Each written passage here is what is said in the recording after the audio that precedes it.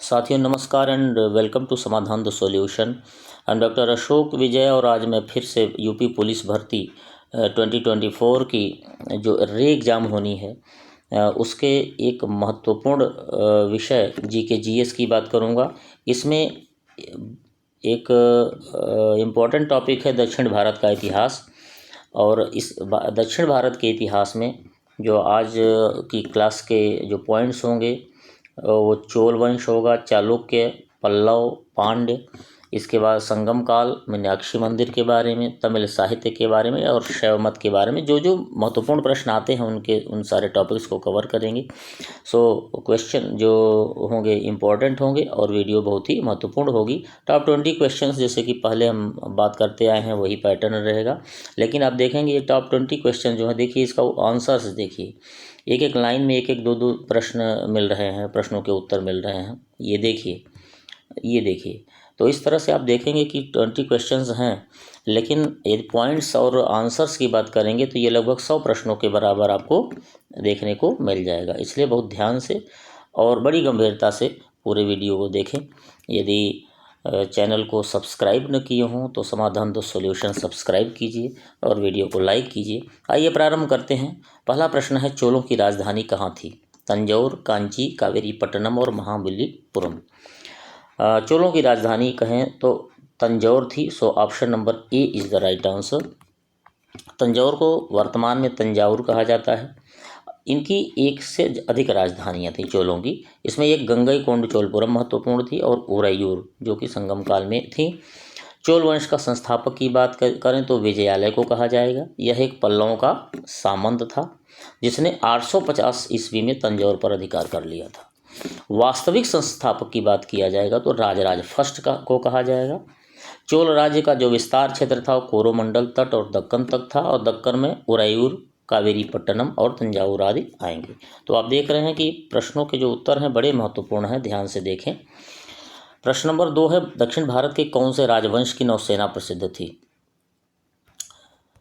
पल्लव वंश, पांड्य वंश, चोल वंश और राष्ट्रकूट वंश। जब नौसेना की बात आएगी तो हमेशा चोल ही सही उत्तर आएगा, चोल वंश।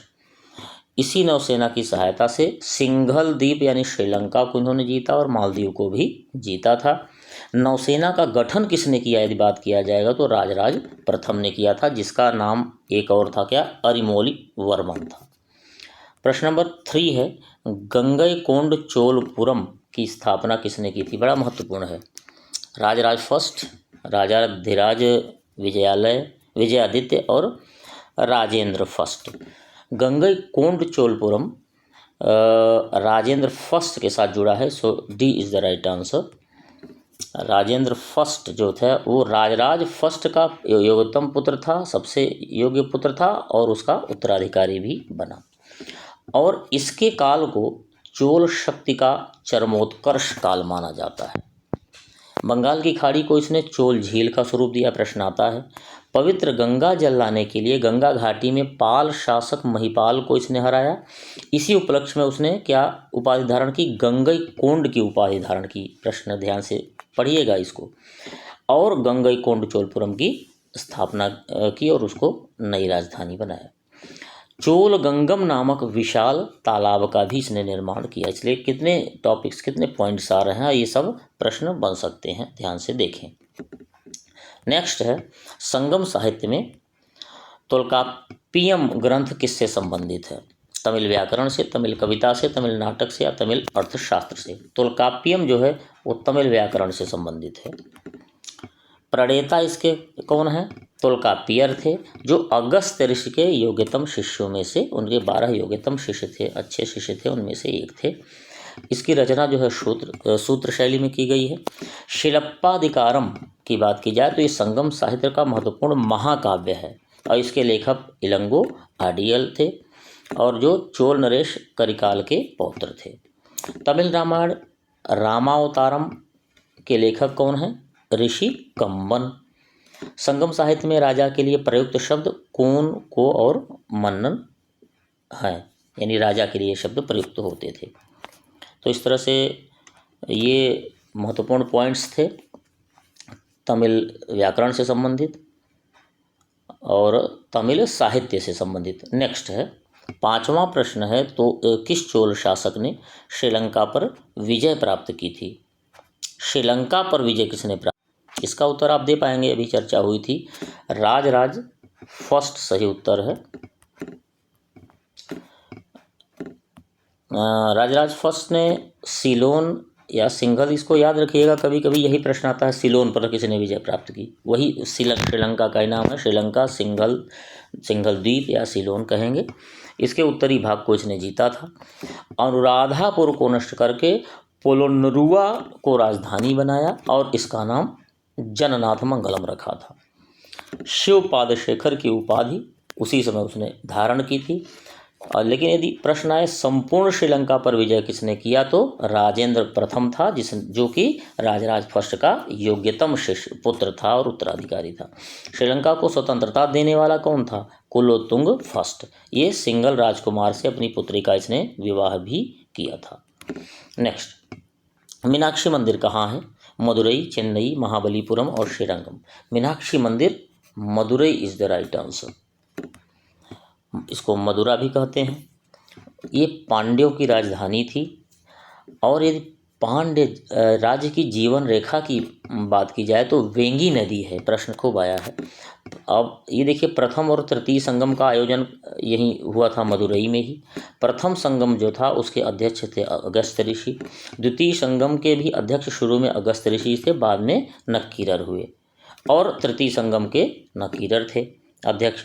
वेंकटेश्वर मंदिर की बात की जाए तो ये तिरुमाल या आंध्र प्रदेश में है। और महाकाल मंदिर महाकालेश्वर उज्जैन में है। नेक्स्ट, रोमन बस्ती कहाँ से प्राप्त हुई है? मदुरई, अरिकामेड, सतारा, रंगपुर। रोमन बस्ती की जब बात की जाए तो हमेशा अरिकामेड याद रखिएगा, उत्खनन स्थल है ये।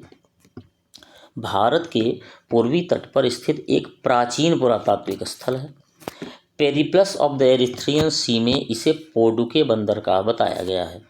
रोमन बस्ती मिली हैं, कुछ वस्तुएं मिली हैं जिसमें लैंप है, प्याला है, एम्फोरा जार है। एम्फोरा जार एक लंबी पतली गर्दन वाला हत्थेदार जार होता था जिसमें शराब पिया जाता था। भारत तथा ये सब चीज़ें मिली हैं। भारत तथा रोम के बीच व्यापारिक संबंधों की सूचना यही देता है, प्रश्न आता है, अरिकामेड से मिलती है। रोम साम्राज्य के साथ व्यापार का प्रारंभ यदि प्रश्न आए किसने किया था, तो चेर साम्राज्य द्वारा किया गया था। और पांड्य वंश के राजा ने रोम में एक दूत भेजा था, ये भी प्रश्न आता है 26 BC में। तो पॉइंट्स बहुत महत्वपूर्ण हैं, ध्यान से बार बार पढ़िएगा। नेक्स्ट है, कुशल ग्रामीण प्रशासन के लिए कौन सा राजवंश प्रसिद्ध था? बहुत प्रश्न आता है, कुशल ग्रामीण प्रशासन, स्वायत्तशासी प्रशासन, ये सब प्रश्न आते हैं। तो इसके लिए केवल आप एक उत्तर देंगे, सी, चोल वंश। ये बहुत ही बड़ी और उल्लेखनीय उपलब्धि थी चोलों की, उन्होंने स्वायत्तशासी ग्रामीण संस्थाएं दी। इसमें ग्रामीण संस्थाओं को पूर्णतः मुक्त रखा गया था केंद्रीय नियंत्रण से, यानी ये खुद अपना निर्णय लेती थी, और यह चोल प्रशासन की सबसे बड़ी विशेषता थी। नेक्स्ट, दक्षिण भारत का आर्यकरण किस ऋषि ने किया? आर्यों को उत्तर भारतीय माना जाता था, तो आर्यकरण दक्षिण में किसने किया? जब दक्षिण भारत के आर्यकरण या ऐसी बात आए तो एक ऋषि का नाम आएगा, कौन? अगस्त्य ऋषि। तो अगस्त्य ऋषि ने दक्षिण भारत की यात्रा की और वहीं बस गए और उन्होंने आर्य संस्कृति की शिक्षा दी। इन्हें तमिल साहित्य का जनक भी कहा जाता है। नेक्स्ट, कालिदास का उल्लेख किसमें हुआ है? ग्वालियर अभिलेख, इलाहाबाद स्तंभ लेख, ऐहोल के उत्तीर्ण लेख और मथुरा के स्तंभ लेख में। देखिए, कालिदास का उल्लेख एक संदर्भ में किया गया है, ऐहोल उत्तीर्ण लेख में। ऐहोल प्रशस्ति जो है वो किससे संबंधित है? बादामी के शासक पुलकेशिन द्वितीय से संबंधित है। इसकी भाषा संस्कृत और लिपि ब्राह्मी है। देखिए, इसका संदर्भ क्या है कालिदास के उल्लेखन का? इसके लेखक जो रविकीर्त ने दावा किया था कि इसे लिखकर उन्हें कालिदास और भारवी के समान यश प्राप्त हुआ, तो यही कहते हुए उन्होंने कालिदास की बात की है। नेक्स्ट, अब आधा हो चुका है, यानी 10 प्रश्न हो चुके हैं 20 में से। तो आप अभी अंदाज़ा लग गया होगा आपको कि किस स्तर के ये प्रश्न हैं और व्याख्याएं हैं। ठीक लगे तो लाइक ज़रूर कर दीजिएगा। दक्षिण भारत के मंदिरों के आकर्षक द्वार क्या कहलाते हैं? गोपुरम, शिखर, मंडपम, त्रिशूल। आकर्षक द्वार की बात आए तो हमेशा गोपुरम होगा। गोपुरम क्या थे? चोल तथा पांड्य शासकों के काल में द्रविड़ शैली के बने मंदिरों की प्राचीर के प्रवेश द्वार थे। बाउंड्री होती थी, उसके जो प्रवेश द्वार होते थे बड़े भव्य विशाल बनाए जाते थे और शिल्पकारिता से अलंकृत किए जाते थे, उसमें शिल्प का प्रयोग किया जाता था, उन्हें गोपुरम कहते थे। चोलकालीन वास्तुकला की मुख्य विशेषता यही गोपुरम ही हैं। नेक्स्ट, तंजौर का बृहदेश्वर मंदिर किसके शासनकाल में निर्मित हुआ? यह प्रश्न एक खुद एक बनता है, बृहदेश्वर मंदिर कहाँ है? तो तंजौर में है या तंजावुर में है। और किसने बनवाया था? राजेंद्र फर्स्ट ने, राजराज फर्स्ट ने, राजाधिराज फर्स्ट ने या परांतक फर्स्ट? तो इसका सही जवाब होगा ऑप्शन नंबर बी, राजराज प्रथम। यह चोल शासक राजराज प्रथम ने इस मंदिर का निर्माण करवाया। इसे बृहदेश्वर या राजराजेश्वर मंदिर भी कहते हैं। द्रविड़ शैली का सर्वोत्कृष्ट उदाहरण है ये और भारत का विशालतम मंदिर है। मंदिर में भारत की विशालतम नंदी मूर्ति है, यानी यह मूर्ति किसी भी मंदिर में भारत में बनी हुई सबसे बड़ी मूर्ति है। नेक्स्ट, किस तमिल ग्रंथ को लघु वेद की संज्ञा दी है? यह भी प्रश्न बहुत बार आया है। कुरल, पेरिय पुराणम, शिलप्पाधिकारम और कंबरामायण। ऑप्शन नंबर ए सही उत्तर है, कुरल को लघु वेद की संज्ञा दी गई है। कुरल क्या है? एक धार्मिक कविताओं का संग्रह है। इसका एक और नाम से पुकारा जाता है मुप्पाल से। तमिल साहित्य का लघु वेद या बाइबल भी इसे कहा जाता है। इसके रचनाकार तिरुवल्लुवर हैं जो ब्रह्मा के अवतार माने जाते हैं। शैव संतों के लेखन के संग्रह को तिरुमुराय को पांचवां वेद भी कहा जाता है। ये शैव संतों के लेखन का संग्रह है। पांचवां वेद की बात आए तो तिरुमुराय और तमिल साहित्य का लघु वेद या बाइबल की बात आए तो कुरल को कहा जाएगा। और ये जो तिरुमुराय है इसमें शिव की स्तुतियां हैं और यह तमिलनाडु के शैव दर्शन का आधार है। नेक्स्ट, मणिमेखले क्या है? दर्शन ग्रंथ, प्रेम कथा, वणिक कथा और व्याकरण ग्रंथ। मणिमेखला एक वणिक कथा है। प्रेम कथा की बात की जाए तो संगम साहित्य में शिलप्पाधिकारम है, दर्शन तिरुकुरल है और व्याकरण तोलकाप्पियम है। प्रश्न तोलकाप्पियम आ भी चुका है, तो यदि ये प्रश्न आते हैं कभी तो आप सही उत्तर दीजिएगा। नेक्स्ट है, नटराज की प्रसिद्ध कांस्य मूर्ति किस कला का उदाहरण है? ये भी प्रश्न बहुत बार आया है। चोल कला, गांधार कला, मौर्य कला, गुप्त कला। नटराज की जो प्रसिद्ध कांस्य मूर्ति है, कांस्य मूर्ति, यह चोल कला का प्रसिद्ध उदाहरण है। देखिए पॉइंट्स, चोल युग के स्थापत्य की श्रेष्ठतम प्रतिमा हैं ये नटराज की मूर्तियाँ। सर्वाधिक सुंदर प्रतिमाएं हैं। नटराज शिव की हैं और चतुर्भुज रूप में ये हैं। ये भी प्रश्न आता है कितनी भुजाओं के रूप में है? चतुर्भुज रूप में है। अब इन चारों भुजाओं के बारे में, ऊपरी दाएं हाथ की भुजा में डमरू है और यह सृजन का प्रतीक है। ऊपरी बाएं हाथ में अग्नि है, यह विनाश का प्रतीक है। दूसरा दाहिने हाथ में अभय मुद्रा में है, यह पालन का प्रतीक है। और दूसरा बायां हाथ जो उनके उठे हुए बाएं पैर की ओर संकेत कर रहा है, ये मोक्ष मार्ग का प्रतीक है, याद रखिएगा। और शिव, ये भी प्रश्न था, शिव की दक्षिणामूर्ति प्रतिमा यानी दक्षिणामूर्ति यानी दक्षिण की ओर मुख की हुई प्रतिमा जो है, उन्हें गुरु या शिक्षक के रूप में ज्ञान प्रदान करते हुए प्रदर्शित की गई है। ये प्रश्न आता है कि किस रूप में वह है दक्षिणामूर्ति प्रतिमा। तो ये प्रश्न है, आप देखिए पॉइंट्स, क्या पॉइंट्स दिए गए हैं। ये सब प्रश्न बन सकते हैं, इसलिए ध्यान से देख लीजिए। 16वां प्रश्न है, चालुक्यों की राजधानी कहाँ थी? मदुरई, कन्नौज, कांचीपुरम और बादामी। चालुक्यों की राजधानी बादामी है। बादामी का चालुक्य था कौन? पुलकेशिन द्वितीय। बादामी को पहले का वातापी भी कहा जाता था। ये बीजापुर कर्नाटक में है। बादामी के चालुक्य वंश का वास्तविक संस्थापक पुलकेशिन प्रथम था और सबसे प्रतापी राजा पुलकेशिन द्वितीय था, जिसने हर्ष को हराया था। राजधानी का जानकारी का मुख्य स्रोत क्या है? रविकीर्ति द्वारा प्रसिद्ध एहोल प्रशस्ति, बहुत महत्वपूर्ण है ये। और ये प्रश्न आता है किससे संबंधित है? तो याद रखिए आप, पुलकेशिन द्वितीय से ए होल प्रशस्ति संबंधित है। इस वंश में महिलाओं को प्रशासन में उच्च पद दिया जाता था, ये प्रश्न आया है, यानी इसमें चालुक्य वंश में। कांचीपुरम पल्लवों की राजधानी, मदुरई पांड्यों से संबंधित और हर्ष कन्नौज से। नेक्स्ट, कदम्ब राजाओं की राजधानी कहाँ थी, ये भी प्रश्न आ जाता है कभी कभी। कदम्ब राजाओं की राजधानी मदुरई, वनवासी, कांचीपुरम, बादामी। ऑप्शन नंबर बी सही उत्तर है, वनवासी थी।